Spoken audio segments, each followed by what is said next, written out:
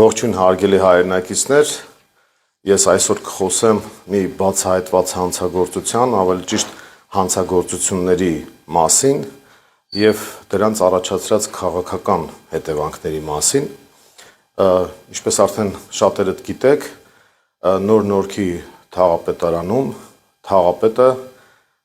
իր թիմակիցների հետ հարձակվել էր մի մարդու վրա եւ ծեծել էր նրան եւ պատճառն այն էր, որ բացահայտվել էր կոռուպցիա եւ թալան։ Եթե մի փոքր հետ գնանք եւ մաքրենք կողքի տեղեկությունները, ապա կունենանք հետեւյալ շղթան։ Մանկապարտեզի հետ կապված բացահայտվել է կոռուպցիա, այդ թվում Մայր Հայաստան խմբակցության անդամի կողմից, այդ կոռուպցիայի մասին բարձրաձայնվել է, իդեպ այն կազմակերպությունը, որը շահել էր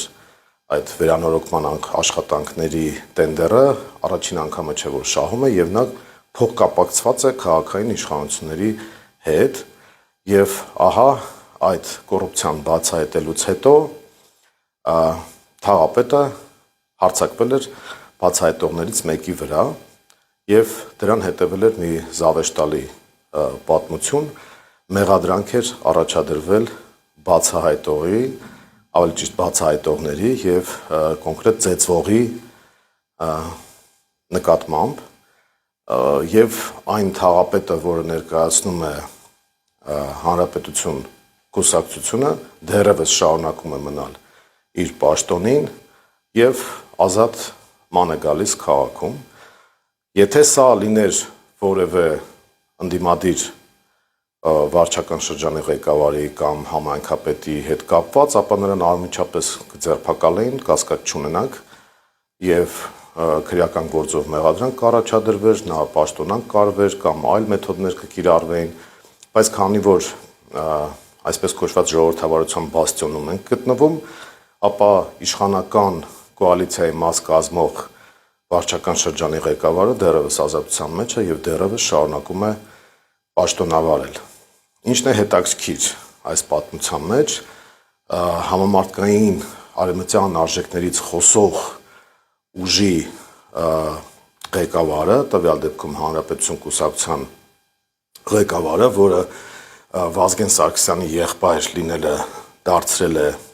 իր համար մասնագիտություն եւ բիզնեսի առարկա, արդարացնում է այդ ծեծը, այդ հանցագործությունը, այդ խուլիգանությունը, որ ակնհայտորեն բացահայտված է, որովհետև բոլորի աչքի առաջ է եղել եւ ասում է, որ քանի որ ծեծվողը ենթադրյալ, այսպես ասած, իր կողմից այսպես վստահաբար պնդվող Ռուսաստանի ներկայացուցիչ է, ուրեմն ծեծել շատ լավ է, ժողովրդավարությունն է, այսպես կոչված պաշտպանվող իշխանությունը եւ այլն, լավ է չեն ասում, որ ասենք Պուտին-Տրամփ երկխոսության կամ բանակցությունների առարկա է նաեւ այս ամեն ինչը, լավ է չեն ասում, որ Իսրայելի եւ Իրանի հակամարտության բաղկացուցիչ մաս է կազմում այս ամեն ինչը, լավ է չեն ասում, որ գլոբալ տաքացման հետ է կապված այս ամեն ինչը։ Մի խոսքով անհեթեթ այդ ձևակերպումները որ տալիս են, ընդամենը կարող ենք ասել, որ սա ներազգային ֆաշիզմ է, ընդ որում գավառական ֆաշիզմ, ըստ որի արդարացվում է խուլիգանությունը, հանցագործությունը եւ ծեծը, այն հիմնավորմամբ, որ այդ ծեծվողը իրենց հայացքները չի կիսում, կամ ըստ իրենց բնութագրման աշխարհաքաղաքական ինչ-ինչ կենտրոնների կողմից է կառավարվում, որը իհարկե անհեթեթություն է, բայց որը ցույց է տալիս, թե ինչ բարքեր, ինչ արժեհամակարգ է տիրում իշխանական համակարգում եւ կոնկրետ այդ ճակերտավոր արևմտամետի, իսկ իրականում թուրքամետի գլխի մեջ նկատի ունեմ Արամ Սարգսյանն։ Հիմա եկեք հասկանանք, թե ինչ է հաջորդել այս ամեն ինչին։ Իհարկե այդ զավեշտալի պատմությունը գիտեք, որ քրեական գործ են հարուցել եւ մեղադրանք են առաջադրել կոռուպցիան բացահայտողների դեմ եւ տվյալ դեպքում ծեծվողի դեմ, բայց այստեղ կա նաեւ քաղաքական կոմպոնենտ, ուրեմն Հանրապետություն կուսակցությունը իր մյուս վարչական շրջանների ղեկավարներից մեկի շուրթերով հայտարարում էր, որ եթե հանգարց Նոր Նորքի ղեկավարին վարչական շրջանի հեռացնեն, ապա իրենք բոլորը մանդատները վայր կդնեն, այսինքն պաշտոններից կհրաժարվեն Սա թարգմանաբար նշանակում է, որ իրենք ուլտիմատում են ներկայացնում, շանտաժի են ենթարկում Նիկոլ Փաշինյանին եւ ասում են, եթե դու հանկարծ մեր հանցագործ եւ խուլիգանական արարքի դիմաց պաշտոնյային հեռացնես, ապա մենք կոալիցիայից դուրս կգանք Երևան քաղաքում եւ կոալիցիան կփլուզվի, քաղաքացիական պայմանագիրն էլ կզրկվի այն իշխանությունից, որը զորով էր ձեռք բերել։ Հիմա էլի մի փոքր հետ գնանք, հիշենք, թե ինչպես է քաղաքացիական պայմանագիրը պաշտպանել աթոռը, պահպանել իր պաշտոնը Երևանի ավականու 23 թվականի ընտրություններից հետո։ Ուրեմն սրանք իրենց կցել են Հանրապետություն կուսակցությանը, դիմացը խոստացել են թալանի իրավունք եւ Արամ Սարգսյանը հենց այդ թալանի իրավունքն է պաշտպանում աշխարհակաղակական ձևակերպումների ներքո եւ տեսել են, որ այդ կցորդը դեռևս բավարար չէ, որպեսզի իրենք աթոռը պահեն։ Հետո գործարքի են գնացել ստվերային process-ների մեջ են մտել հանրային ձայն խմբակցության հետ եւ պաշտպանել են իրենց թալանելու իրավունքը արդեն կոլեկտիվ ձևով եւ պահպանել են իշխանական աթոռը։ Հիմա Արամ Սարգսյանը արդեն ասում է, որ դուք ոչ միայն հանրային ձայնից եք կախված, այլ նաեւ ինձանից եք կախված։ Եթե դուք իմ թալանի իրավունքը չպաշտպանեք, ԿՊ-ին է դիմում, Նիկոլ Փաշինյանն է դիմում Արամ Սարգսյանը, ասում է ես այնպես կանեմ, որ ճգնաժամ կառաջանա Երևանում եւ դուք ստիպված կլինեք օրինակ գնալ արտահերթ ընտրությունների։ Իսկ արտահերթ ընտրություններից Նիկոլ Փաշինյանը սարսափում է ինչպես սատանան խունկից։ Եվ ահա այս շանտաժի լեզվով խոսելով Արամ Սարգսյանը ցույց է տալիս, որ արդեն ոչ թե ինքն է Նիկոլ Փաշինյանի կոալիցիոն կցորդը, այլ Նիկոլ Փաշինյանն է իր կոալիցիոն կցորդը կոնկրետ Երևան քաղաքում։ Գյումրիում իհարկե սրանց տրյուկը չանցավ, եվրաթուրքերը կամ ինչպես իրենք էին իրենց անվանում, Եվրադաշինքը չհաղթահարեց անցողիկ շեմը, եւ այդ մեխանիզմը, որը Երևանում էր կիրառվել, Գյումրիում չստացվեց եւ հիմա իրենք պաշտպանում են իրենց թալանի իրավունքը Երևանում եւ ասում են, որ այո, մեր հետ փոխկապակցված անձինք պետք է տենդերներ շահեն, պետք է թալանով զբաղվեն, պետք է բյուջե մսխեն,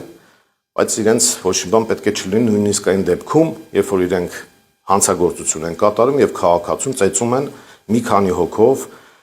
վարչական շրջանի շենքում։ Եվ ահա այս պատկերը մենք ունենք Երևանի հետ կապված։ Նիկոլ Փաշինյանը քաղաքական առումով փաստորեն դառնում է Արամ Սարգսյանի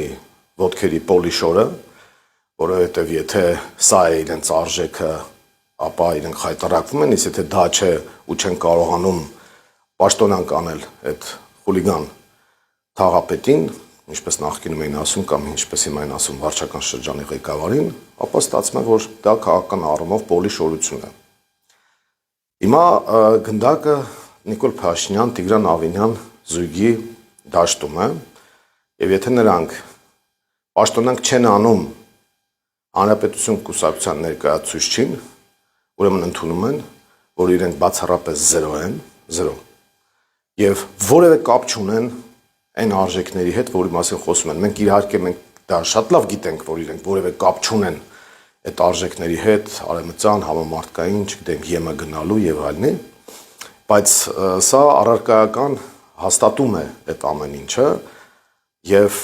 եթե չեն վախենում ԿՊԱ-ականները եւ անձամբ Նիկոլ Փաշինյանը արտահերթ ընտրություններից, կոնկրետ Երևանում, ապա պետք է գնան դրան եւ թող մեր քաղաքացիները որոշեն, թե արդյոք իշխանությունը իրավունք ունի քաղաքացուն ծեծելու, հանցագործ քայլերի դիմելու, թե ոչ։ Արդյոք ԿՊ-ն իրավունք ունի տրանսպորտը ապօրինաբար եւ առանց հիմնավորման թանկացնելու, թե ոչ։ Արդյոք ԿՊ-ն իրավունք ունի ավտոկայանատեղիների գները թանկացնելու, թե ոչ։ Արդյոք ԿՊ-ն իրավունք ունի Երևանում կոռուպցիայով զբաղվելու, թե ոչ։ Եթե չեն վախենում, թող գնան։ Իսկ եթե չեն գնում, ուրեմն նրանք կատարյալ խայտարակություն են եւ այս ամեն ինչը